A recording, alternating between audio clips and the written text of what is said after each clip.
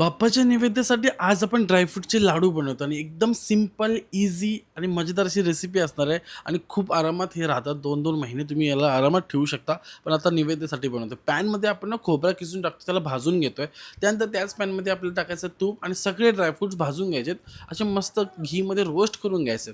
याच्यामध्ये बदाम, काजू, पिस्ता, खारीक, त्याच्यानंतर तुम्ही मनुके यूज करू शकता. नंतर अंजीर असो, अक्रोड असो किंवा याच्यामध्ये तुम्ही काळे खजूर यूज करू शकता. तुमच्यावरती आहे. हे सगळे ड्रायफ्रुट्स टाकून ना आपल्याला जरा मिक्स करून घ्यायचं आहे. खजूर वगैरे असेल, अंजीर असेल तर ते याच्यामध्ये टाकू नका कारण का ते मेल्ट होतात.